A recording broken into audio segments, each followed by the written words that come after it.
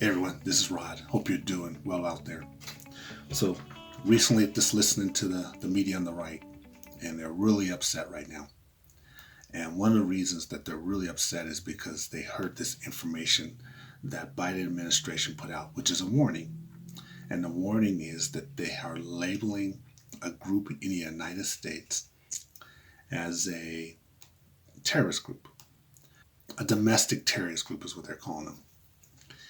And it's almost hard to understand why the media on the right is going against it or why they're upset about it.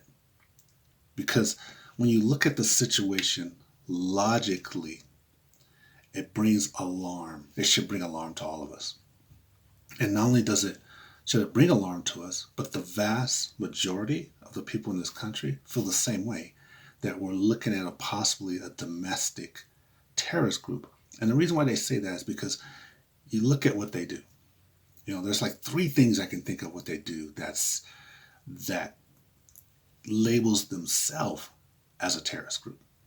One, if you go on social media and you see and read and hear about what they're saying, there's hate, there's threatening, there's talking about killing, taking over the country, whatever these things are.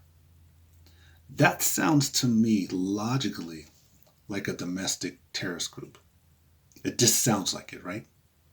Or you look at situations where these folks go on marches or protests, supposedly protests, but they're bearing arms. They're bearing arms, and they're almost like as if they're threatening people with their arms, trying to intimidate people. It feels like a terrorist group. Why? I don't understand why people even bring arms to a protest. What's the point of that? You're protesting something. What do you need the arms for? The arms is for intimidation. It's not protection. It's for intimidation.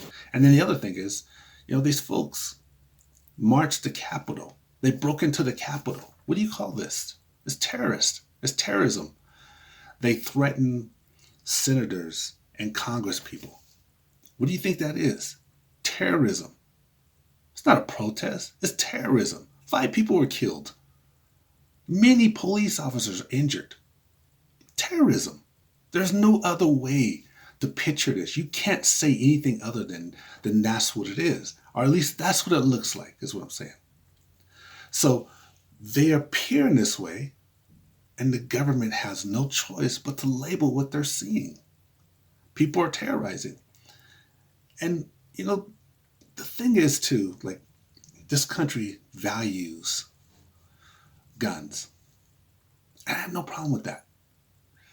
But if you are taking your guns to a state capitol and you're threatening our government, what do you think may happen down the road with those guns? I mean, it's a good argument to take away the guns.